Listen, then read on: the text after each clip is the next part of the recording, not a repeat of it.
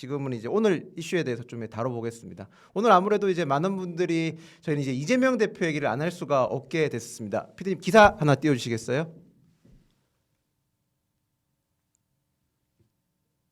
네, 오늘 드디어 이재명 대표 선거법 위반 2심 결심 고판이 이러면 내달 26일 나오고 잘하면 저 판결이 3월 달에 나온다는 얘기까지 지금 보도가 되고 있습니다. 여러 가지 추측성 보도들이 많이 나오고 있습니다. 올 거는 온다니까요.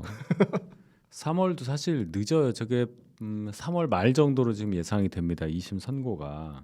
그렇죠, 네네. 그래서 이재명 대표 입장에서는 2심 선고 유죄를 예상을 하고 2심이 나오기 전에 민주당의 대통령 후보가 되는 게 지금 목표예요. 그렇죠, 무조건. 네. 그러니까 지금 보면 은근히 민주당에서 물밑에서 움직임이 좀 있는 것 같아요. 저 재판 판결을 떠나서 약간 지난주부터 조금씩 있다고 좀 당연히 들거든요. 있습니다. 네. 당연히 있고 이제 우리 김부 대변인은 방송을 좀 하니까 네. 민주당 분들 많이 소통을 하잖아요. 심상치가 않아요. 그분들이 어찌 보면 지금 저희보다 더 바쁘세요. 진짜 국민의힘이 어떻게 보면 제일 지금 바쁜 상황이지 않습니까? 어쨌든 대통령이 탄핵 상황이고 뭐 헌재도 가야 되고 엄청 바쁠 것 같은데 저희보다 더 바쁘시더라고요. 지금 민주당 입장에서 한번 보잔 말이죠. 네. 지금 민주당의 이재명 고인물의 상태가 지금 4년 가까이 되고 있는 거예요. 그렇죠, 4년이죠. 네, 4년이죠. 21년도에 10월달 민주당 후보로 이재명이 딱 들어온 이후부터만 쳐도 지금 뭐 한 3년 반 정도 되는 거 아니에요. 3년, 네, 그렇죠. 3년 3년이 반이죠. 넘었잖아요. 3년 일단. 넘었죠. 예. 그다음에 이제 그 사이에 뭐 했냐? 대선 지고 대표 2번 하고 국회의원 2번 하고 재판 계속 받고 있고 네. 구속 한번 될래다 말았고 뭐 이러고 있습니다 지금. 그러니까 지금 보니까 대표 2번 했는 거에 대한 문제 제기를 조금씩 하더라고요. 처음에는 말을 못했는데 약간씩 민주당 내부에서 또는 뭐 제가 실명을 밝히지 않겠지만 여러분들이 그거 잘못됐다는 얘기를 하더라고요. 그러니까 하지 말란 짓 한 거 아니에요. 굳이 그럴 필요가 없었고 왜 그러냐? 민주당의 다양성이 없어지는 거예요. 그렇죠. 그렇지 않습니까? 대표 따로 있고 유력 대선 주자가 하나가 옆에 있으면서 설령 실수를 하더라도 서로 분산하고 네. 뭐 그렇게 가는 거 아니에요?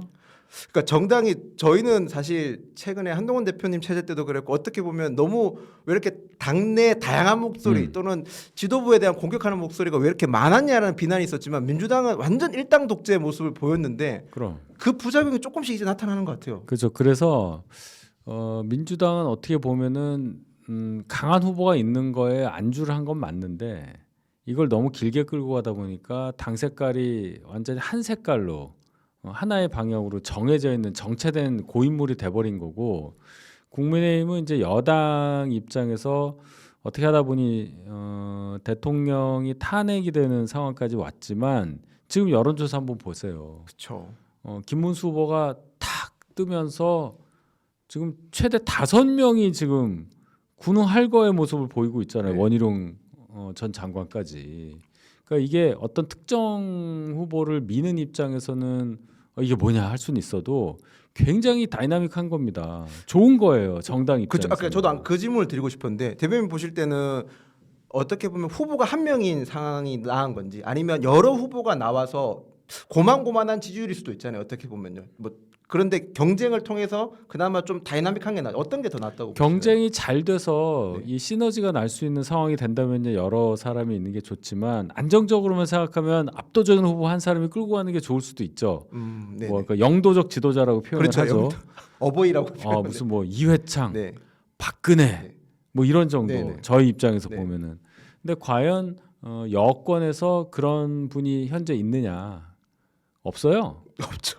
네. 네, 없어서 지난번 대선 때는 솔직히 외부에서 그냥 모셔왔잖아요. 그렇죠. 모셔왔어요. 그 당내에서 그때도 초창기 때 좀 말들이 많았죠. 네. 그런 후보가 있는 시대가 우리나라에 올까? 여야를 막론하고 저는 이제 안 온다고 봅니다. 네. 사회가 워낙 다원화되고 정보가 이렇게 널리 유통되고 개인의 자유에 대한 의식이 고양된 상태에서 영도적 지도자라고 할 수 있는 강력한 카리스마와 엄청난 능력, 뭐 엄청난 스펙, 뭐 엄청난 뭐 여러 가지 조건들 이걸 가질 수 있는 초인적인 백마 타고 온 초인이 과연 있을 수 있을까요?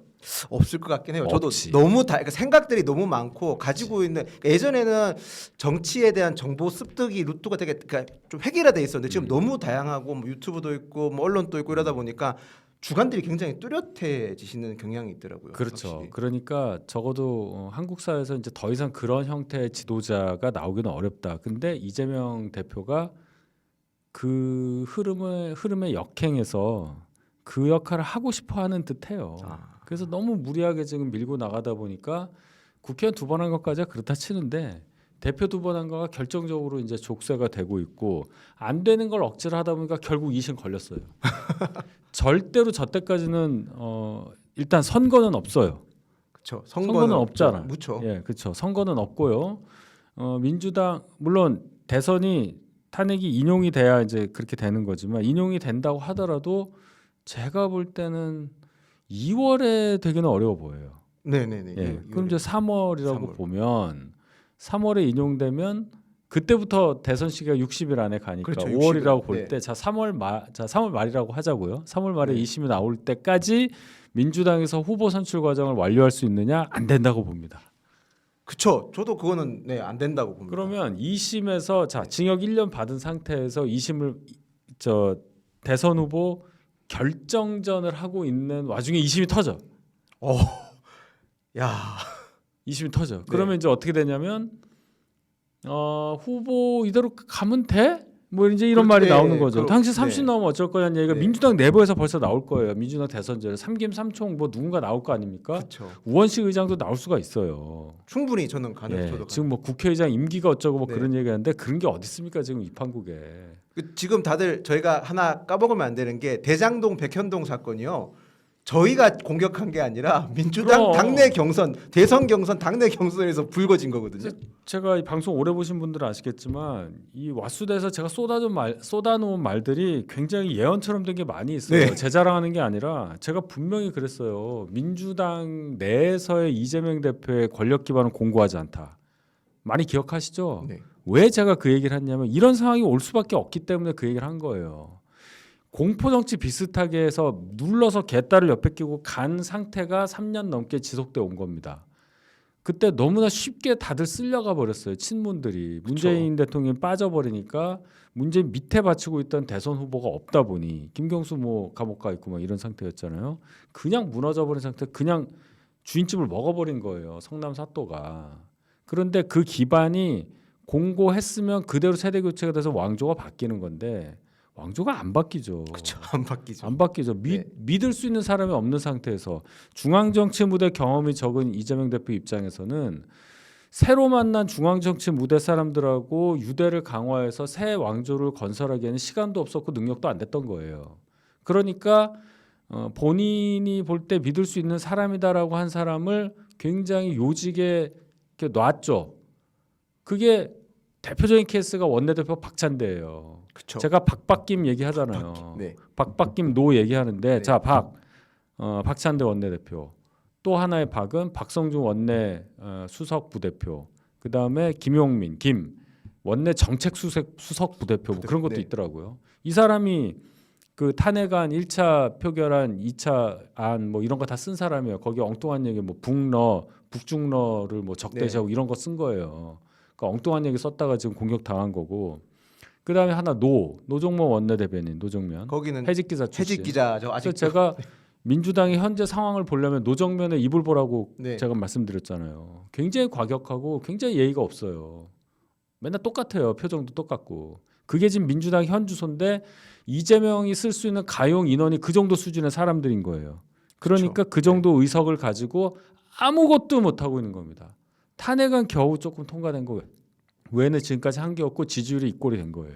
그러니까 민주당 분들을 제가 패널들이 나는 민주당 분들 이제 만나 보면 대외적으로는 지금 지도부 잘하고 있다, 뭐 탄핵의 열풍을 국민의 염원을 잘 이어가고 있다 얘기하는데 개인적으로 얘기를 하면 굉장히 힘들어합니다. 원내대표 쪽에서 전략이 없어서 어떻게 해야 될지 모르겠어요. 자기들 또 사실 이 좋은 어떻게 보면 좋은 그 친구들 입장에서 좋은 시국이라고 표현을 하더라고요. 좋은 시국에서 자기는 활용을 못 하니까 미치려고 하더라고요. 미치는 거지. 그러니까 네. 야구로 치면요 무사말루를 만들어줬어요 우리가. 네. 무사말루에 노스트라이크 쓰리볼이에요. 네네. 그렇죠. 완전히 그렇게 만들어 줬는데 지금 저희가 지금 이렇게 됐으니까. 거기서 지금 뭐 헛스윙하고 네. 배치 다고 있는 겁니다 지금. 네네. 그냥 누가 봐도 최소한 4, 5점은 내야 될 찬스에서 그렇죠. 달랑 한 점 내고 뭐 더블 플레이 나오거나 빵점 내고 트리플 플레이 당할 상황이 지금 벌어지고 있는 겁니다 지금. 그렇죠. 네. 진행되고 있어요 지금 이 상황이. 근데 저는 사실 질문 받는 것 중에 좀 많은 게 정말 그러니까 민주당 분 그러니까 정치에 이렇게 고관여층들은 아닌 분들이 저한테 질문하는 것 중에 하나가 네. 정말 민주당 내부 분들은 이재명 대표에게 정말 충성을 하는가 아니면 아니라니까? 그러니까 아닌데 저 같은 경우는 이제 제가 만나는 분들이 많지는 않으니까요. 예. 대변인님 예. 진짜 많은 분들 그러니까 예. 민주당 분들 중에서도 진짜 찐명도 만나시고 여러 분 만나시잖아요. 저는 한 번도 못 봤어요. 패널 중에 그런 사람 한 명도 없어요. 아 이렇게 얘기하면 또 신원이 확인되나? 아 그러니까 완전 찐명 네. 한 명도 못 봤어요. 물론 박성준 의원하고 방송한 적도 있고 네. 뭐 이상식 의원 이런 분들하고도 한 적이 있고 뭐 여러 번 있었죠 민주당 의원분들하고. 근데 엄청 많이 하셨으니까. 그 중에 네. 한민수 있구나. 네. 지금도 하고 있죠. 네. 그러니까 찐명의 카테고리 안에 드는 사람은 한민수, 박성준 그 정도. 이상식도 찐명이라 보기는 어려운데 하여튼 그쪽으로 귀순한 걸로 보이고. 네. 근데 그게 강하지 않아요. 자기들도 알아요. 한민수 대변인은 확실히 찐명 맞습니다. 제가 그걸 보증해요. 그 한민수 대변인 별명이 있어요. 저희 그 보수 쪽 패널 분들한테는 통곡의 벽이라고 무슨 말을 해도 그냥 자기 논리 끝까지 얘기하시는 걸로 아주 유명합니다. 진짜. 제가 MBC에서 그래도 일주일에 1시간씩은 방어를 하니까 네. 아. 그분이 지난 월요일 방송에서는 무슨 뭐 얘기하다가 또 똑같은 얘기를 하더라고요. 검찰이 네. 조작된 증거로 조작된 수사를 해서 이재명 대표를 뭐 탈탈 털었는데도 아무것도 없지 않습니까? 이러면서 쭉 얘기하길래 제가 바로 반박은 안 했고 나중에 무슨 얘기하면서 이제 민주당 지지율 이 모양이다 얘기가 나왔을 때 딱 그냥 되돌려줬어요. 아까 한민수 대변인이 검찰이 조작된 증거로 조작된 수사를 해서 이재명 대표 수사하고 있었는데 아무것도 밝혀진 거 없다는 말씀을 또 지금 하셨는데 그런 게 국민들 가슴에 꽂혀서 지지율이 이 모양인 겁니다. 제가 이렇게 얘기를 했어요. 그 발언에 되게 속 시원해 하시는 분들이 많더라고요. 정말 저도 막 몇 분들 지인들한테서 고향 분들이나 지인 분들한테 연락 와서 속이 다 시원하다고. 그런 게 꽂히는 네. 거예요. 지금 약간 그런 상황인 것 같아요. 저희가 그러니까 생각보다 지금 저희가 코너에 몰린 것처럼 그러니까 코너에 몰려 있죠. 많이 몰려 있는데 민주당이 정말 훌륭한 정당이었고 대한 정당이었으면 저희가 몰려 있는 정도가 숨도 못 쉬어야 되는 거예요. 지금 상황에서.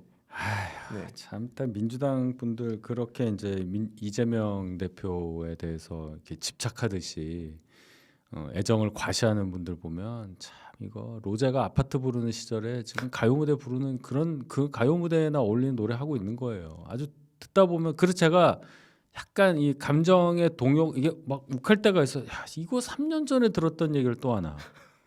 뭐 이런 거니까요. 지금 대선전 때 생각을 하는 거예요. 윤석열 대통령이랑 할 때. 그때랑 똑같은 사람들이잖아요. 그렇죠. 그래서 그 승리할 수 있다는 기운에 젖어 있는 상태다. 민주당의 핵심들은.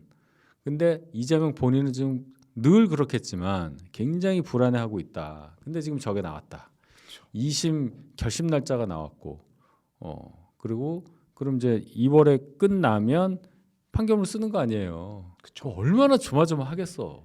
저도 그래서 그게 되게 궁금해요. 과연 진짜 저 판결문, 그러니까 지금은 아직까지는 민주당에서 내부 이탈이 안 나올 것 같은데 시계가 째깍째깍 돌아가지 않습니까? 당장 이 설만 지나도 약간 어떻게 변화가 있을까라는 혼자서 막 예측을 해보거든요. 예. 어디서부터 이탈표가 나오고, 그러니까 이탈의 목소리가 나오고 누가 가장 먼저 반명 또는 비명의 기치를 들고 나올지 혼자 여러 가지 저도 시나리오를 써오고 일단 임종석 전 의원이 한번 질렀으니까 네. 아마 그 다음에는 김경수 뭐 이런 분들 이제 슬슬 할 거예요. 예. 제가 듣기로는 김경수 전 지사가 거의 준비를 뭐 다 마쳤다는 식으로 좀 얘기를 들었는데 분명히 움직임이 있을 겁니다. 이런 거 다 하나하나가 김경수 등 비명계가 움직일 수 있는 큰 좋은 기회를 주는 거예요. 근데 지금 이 와중에 이재명 대표가 진짜 급하긴 급한가 봐요. 진짜로. 저런 짓 하면 안 돼요. 네. 자, 위헌법률 심판을 제청을 한다 재판부에 뭐에 대해서 이 피선거권 박탈형 나온 그 선거법 250조 1항 네네. 허위사실 유포 이 조항이 죄형 법정주의 이게 명확하지 않다. 뭐 어쩌고저쩌고 설명 달면서 이걸 또 걸겠다는 거예요.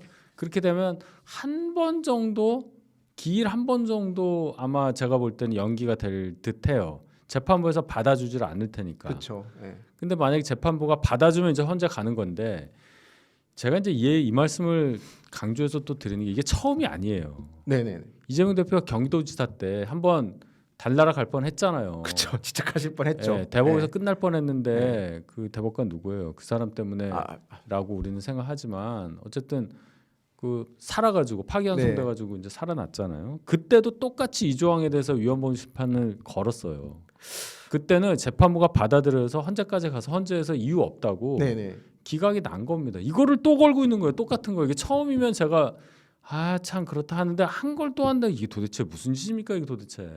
그러니까 저는 드는 생각이 사실 우리 공직선거법이 진짜 말도 안 되는 조항도 너무 많고 솔직히 개정해야 될 부분 아니면 또는 좀 여야가 합의를 해서 수정해야 될 부분이 사실 되게 많아요. 네. 진짜 황당하다 싶을 정도로 말도 안 되는 법이 너무 많고 특히 일선에 선거를 뛰어보시는 분들은 네. 다 공감합니다. 다 그 얘기입니다. 여야 상관없이 예. 우리 선관위는 개혁해야 되고 그리고 굉장히 민감한 얘기일 수 있지만 예. 사전 선거 운동에 관련해서도 예. 일자를 좀 변경해야 돼. 왜냐하면 지금 사전 선거 운동은 본투표일이랑 이 날짜가 좀 그렇죠. 격차가 있었다 보니까 사전 선거와 본 선거 사이에 일어나는 일에 대해서는 사전 선거 하신 분들이 자신의 의사가 100%다 반영되는 게 아니라는 지적도 있거든요. 네. 그러니까 그런 것들이 지금 논의가 돼야 되는 상황인데 그러니까 네. 공직선거법 처리할 게 진짜 많아요. 말도 안 되는 게 너무 많아서 사실 선관위와 캠프 간에 선거 캠프 간의 다툼도 굉장히 잦습니다. 생각하는 거 이상으로 엄청 잦은데 그런 거 빼고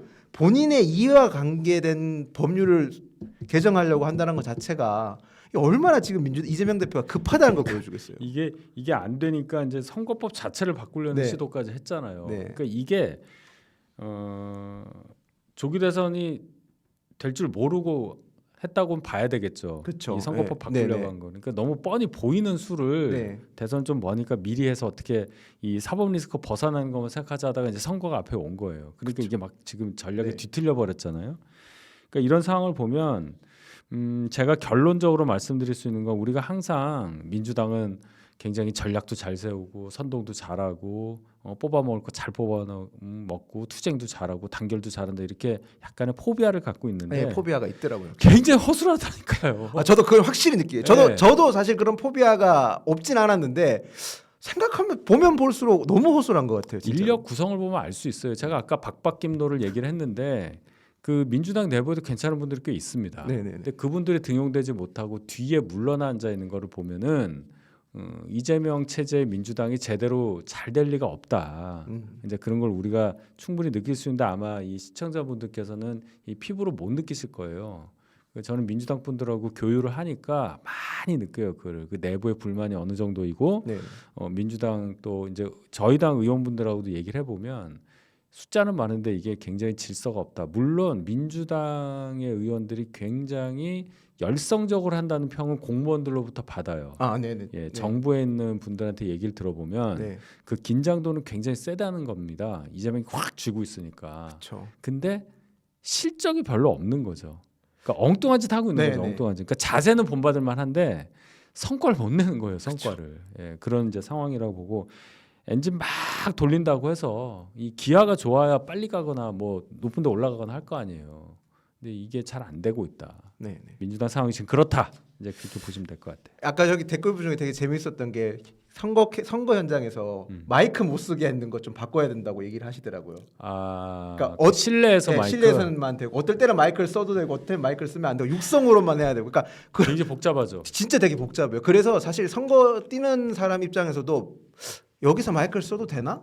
그거 번번이 확인해야 되고 이 옷을 그러니까 저희 선거 때 보면 이름 써서 이제 다니지 않습니까? 그 옷을 입고 갈 수 있는 데가 있고 벗어야 되는 데가 있거든요. 그 규정도 사실 되게 모호해요. 저도 막 벗었다 입었다 예비 후보 때 네. 막 그랬어요. 그러니까 그런 것들을 개정을 해야 돼요. 사실 말도 안 되는 사소한 것들이라서 이제 그런 것들 안 하고 이런 거 하는 게 이재명 대표가 민주당이 얼마나 급하고 사실 침대 축구라는 표현도 이제는 안 통하잖아요. 피파에서 더 이상 침대 축구하면 인저리 타임 엄청 길게 줘요. 25분도 될 수 있어. 네, 25분 내가 이재명 대표 시간 못 꿉니다. 네, 진짜 이건 확실해요. 자, 그래서 네. 결론적으로는 헌재에서 윤석열 대통령 탄핵 심판 결정이 언제 나느냐 네. 하고 이재명의 2심 판결이 언제 나냐가 이제 경쟁을 하게 됐어요. 그렇죠. 이제 시계가 같이 네, 돌아가네.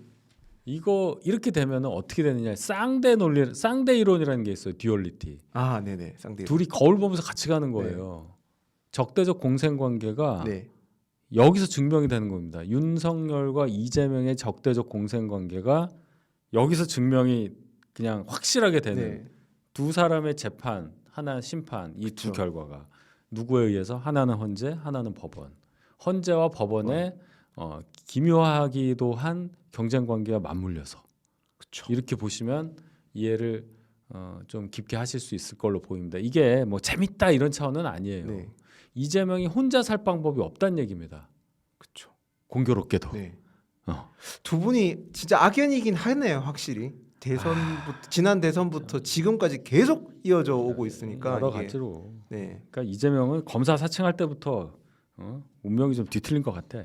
네, 그런 것 결국은 같아요. 그렇잖아요. 네, 확실히 그렇네요. 이재명 대표는 검사 사칭부터 시작하면 검사하고 뭔 이렇게 악연이 있어서. 그렇네요. 엄청 오래됐네요. 아니, 사칭할 게 없어도 검사를 사칭을 해.